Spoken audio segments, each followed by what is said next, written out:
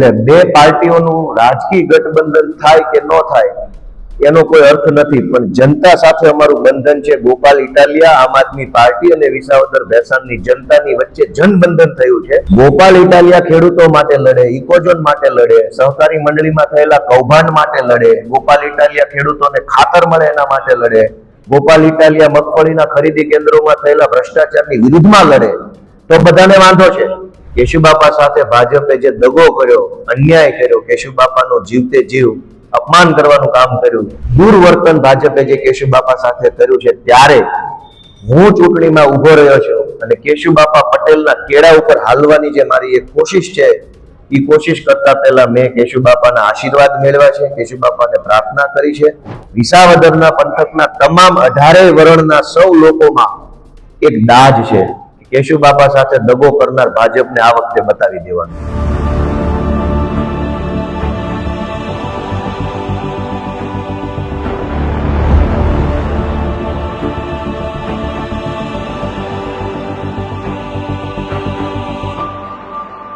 ગોપાલ ઇટાલિયા જનતાના ઉમેદવાર તરીકે લડશે, ખેડૂતના દીકરા તરીકે ચૂંટણી લડશે, ખેત મજૂરોના ભાઈ તરીકે ચૂંટણી લડશે, નાના માણસના દીકરા તરીકે ચૂંટણી લડે છે. પાર્ટી એક નિમિત્ત છે, પાર્ટીની ટીમ નિમિત્ત છે, પાર્ટીનો હોદ્દો નિમિત્ત છે. મૂળ મુદ્દો કે હું એક ખેડૂતનો દીકરો છું. ખેડૂતો પ્રત્યે, ખેતી પ્રત્યે, ગામડા પ્રત્યે, ગુજરાત પ્રત્યે અમને લાગણી છે, અમારી વ્યથાઓ છે, એટલે એ મુદ્દા ઉપર અમારી આ ચૂંટણી છે. જનબંધન, અમારે જનબંધન થયેલું છે. એટલે બે પાર્ટીઓનું રાજકીય ગઠબંધન થાય કે ન થાય એનો કોઈ અર્થ નથી, પણ જનતા સાથે અમારું બંધન છે. ગોપાલ ઇટાલિયા, આમ આદમી પાર્ટી અને વિસાવદર ભેસાણની જનતાની વચ્ચે જનબંધન થયું છે. એટલે હવે રાજકીય ગઠબંધન થાય ન થાય, જનબંધન જીતવાનું છે. હોદ્દા આપી દેવા, અમિત શાહ ને પ્રભારી બનાવી દે, વાણિયા ફેક્ટર ચાલુ થઈ જાય, એવું થોડું હોય. પાર્ટીના હોદ્દા આપવાની પોતાની એક પ્રથા છે. એ હોદ્દો પાર્ટી, એ વ્યક્તિની શું ઉપયોગિતા છે પોતાની પાર્ટીમાં, એ માણસ પાસેથી પાર્ટી શું કામ લેવા માંગે છે, એના આધારે હોદ્દો હોય છે. હોદ્દા આધારે કઈ ફેક્ટર કામ કરતું નથી. વિસાવદરનું એક જ ફેક્ટર છે, ખેતી ફેક્ટર. ખેતી, ખેતમજૂરી, ખેડૂત અને ખેતી સાથે સંકળાયેલી તમામ બાબતો છે, એ જ આ વિધાનસભાની ચૂંટણીનું મુખ્ય ફેક્ટર છે. આ સિવાય કોઈ પણ માણસને કોઈ પણ હોદ્દો આપવામાં આવે એનાથી ખેતીનું ફેક્ટર બદલાવાનું નથી. મુખ્ય ફેક્ટર ખેતી છે. CR પાટીલ ક્યાંના છે? ચોકીના છે, વડાલના છે, કાથરોટાના કયા ગામના છે? અને કિરીટ પટેલ કયા ગામના છે? જુનાગઢમાં એનું કયું ગામ છે? એટલે બોલવું સારું છે, મોટી મોટી ફિલોસોફી કરવી, ભૂપતભાઈ અને ભાજપની ટોળકી જે કઈ કરી રહી છે. કિરીટ પટેલનું કયું ગામ છે? જુનાગઢ જિલ્લા સહકારી બેંકના ચેરમેન જુનાગઢ જિલ્લાના વતની નથી, તો ભૂપતભાઈ ભાજપ વાળાને વાંધો નથી. જેના ઘરમાં એક બકરી નથી બાંધેલી, ડેરીના ડિરેક્ટરો બનીને ફરે છે, તો ભૂપતભાઈ વાંધો નથી. ગોપાલ ઇટાલિયા ખેડૂતો માટે લડે, ઇકોઝોન માટે લડે, સહકારી મંડળીમાં થયેલા કૌભાંડ માટે લડે, ગોપાલ ઇટાલિયા ખેડૂતોને ખાતર મળે એના માટે લડે, ગોપાલ ઇટાલિયા મગફળીના ખરીદી કેન્દ્રોમાં થયેલા ભ્રષ્ટાચારની વિરુદ્ધમાં લડે, તો બધાને વાંધો છે. પણ જેના ઘરમાં એક બકરી ન હોય એવા માણસો સાવધ ડેરીના ડિરેક્ટર થઈ જાય તો કોઈને વાંધો નથી. બીજા જિલ્લામાંથી આવીને આ જિલ્લામાં નકલી મંડળીઓ બનાવી અને ચેરમેન બની જાય તો ભૂપતભાઈ વાંધો નથી. પણ ખેડૂત માટે કંઈક સારો અવાજ ઉઠાવવા માટે હું આવ્યો તો બધા બહારથી આવ્યો. તો CR પાટીલ કયા ગામના છે? વિસાવદરમાં જન્મ થયો છે, એનો માંડાવડમાં જન્મ થયો, ક્યાં જન્મ થયો? મોણપરીના છે. CR પાટીલ ખંભે લઈને ફરવા મને બારનો માણસ ક્યાં છે? અને માણાવદરના સાંસદ સભ્ય ક્યાંના છે? કયા ગામના છે? તાલાલાના છે, મેંદડાના છે, માણાવદરના છે, બાટવાના છે, ક્યાંના છે? સાંસદ સભ્ય બારના છે, કોઈ વાંધો નથી. આ જિલ્લાના પૂર્વ પ્રમુખ 10 વર્ષ સુધી બીજા જિલ્લાના માણસ, કોઈ વાંધો નથી. ગોપાલ ઇટાલિયા ખેડૂતના મુદ્દા ઉઠાવે તો બધાને વાંધો પડે છે. જેવી રીતે આપણે બધા જાણીએ છીએ કે છેલ્લા 2-2.5 વર્ષથી વિસાવદર ભેસાણ અને જુનાગઢ ગ્રામ્યની જનતા વિસાવદર ભેસાણ વિધાનસભામાં ચૂંટણી આવે એની રાહ જોતા હતા.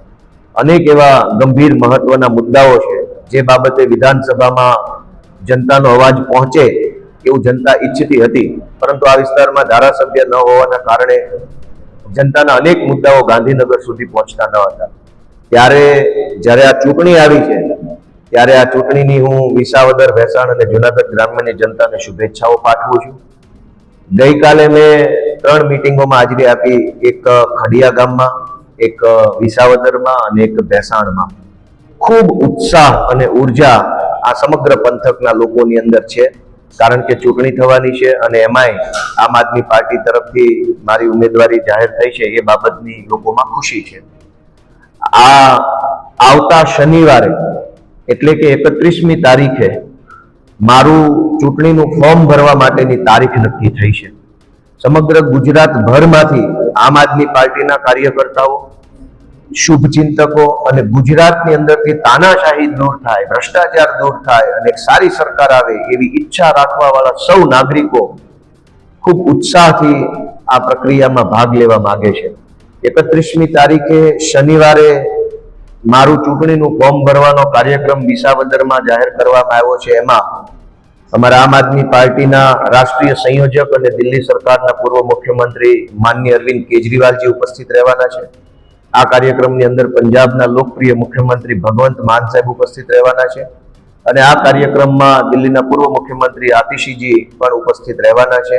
આ સિવાય અમારા ગુજરાતના પ્રભારી ગોપાલરાય સાહેબ, ગુજરાતના સહપ્રભારી ગુલાબસિંહ યાદવ અને દુર્ગેશભાઈ પાઠક સહિત અમારા ઈશુદાનભાઈ, ચૈતરભાઈ વસાવા, મનોજભાઈ સોરઠિયા, ખૂબ મોટી સંખ્યામાં અમારું સમગ્ર નેતાગણ આ ફોર્મ ભરવા માટેની જે રેલી થવાની છે એની અંદર ઉપસ્થિત રહેવાના છે.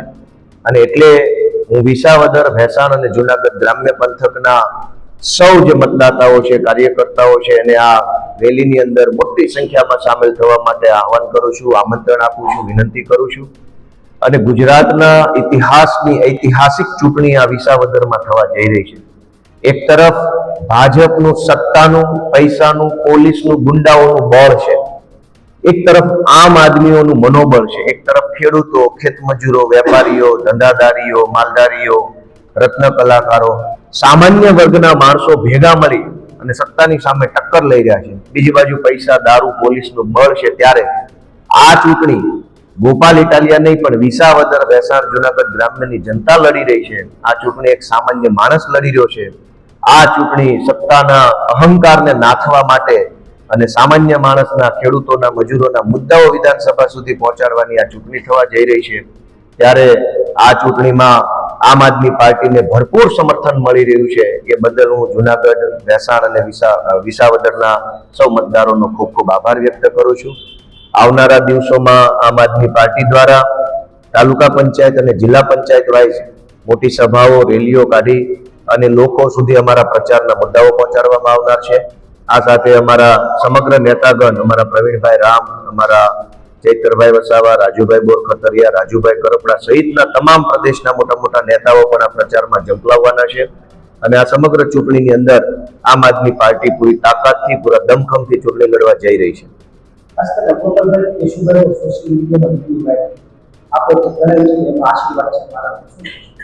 કોનો વિડીયો? હા, કેશુબાપા પટેલ એ સમગ્ર ગુજરાતનું એક ઘરેણું કહી શકાય એવા કિસાનોના મસીહા નેતા જે છે એને વિસાવદરના લોકોએ પ્રેમ આપેલો છે, લાગણી આપી અને મુખ્યમંત્રી બનાવ્યા.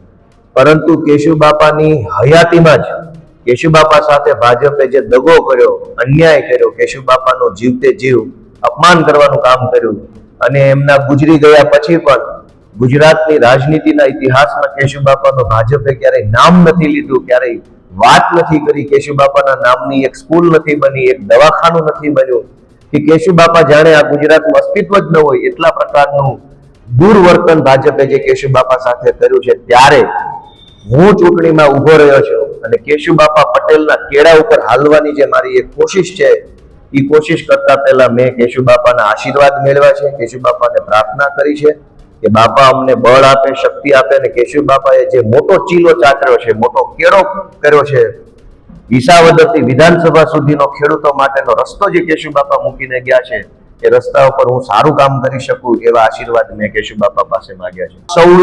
સૌ પાર્ટીએ, સૌ નેતાઓએ હંમેશા ખેડૂતોના, ખેત મજૂરોના, ગુજરાતના ગામડામાં વસતા ગુજરાતના મહેનતકશ માણસોના ચીલે જ હાલવું જોઈએ. આપણા સૌનું દુર્ભાગ્ય એ છે કે ભાજપની સરકાર રૂપિયાવાળાના રવાડે ચડી ગઈ છે, પૈસાવાળા અને માથાભારે માણસોના રવાડે ચડ્યા છે. એટલે એને ગુજરાતના ખેડૂતો અને સામાન્ય માણસો, માલધારીઓ, પશુપાલકો, રત્ન કલાકારોનું દુઃખ દેખાતું નથી. મને એ વાતની ખુશી છે કે હું અને અમારી આખી પાર્ટી એ નાના માણસોના માર્ગે હાલે છે, કેશુબાપાના માર્ગે હાલે છે, ખેડૂતોના માર્ગે હાલે છે. એટલે અમને ખેડૂતોના ભરપૂર આશીર્વાદ અત્યારથી મળી રહ્યા છે એ વાતનું મને ગૌરવ છે. વિસાવદરમાં જોવા જાય તો ભરત પટેલની હાથ જો કેશુબાપાનો વિસ્તાર હોય દોઢ હોય જરા તો ભરત પટેલની હાથ છે. કેશુબાપા પોતે જ્યારે આ વિસ્તારની અંદર ચૂંટણી લડતા હતા ત્યારે એમણે ખેડૂતો માટે જે કાંઈ કામ કર્યું એ કામ નોંધપાત્ર કામ છે. ગુજરાત આખાને જાણ છે કે 8 કિલોમીટરનો કાયદો લાવવો, તોડવો અને ખેડૂતોને સુખી કરવા, ખેડૂતોને નર્મદાનું નીર પાવું, ખેડૂતોને ગોકુળિયા ગામનો લાભ અપાવવો, વીજળીની વ્યવસ્થા કરવી.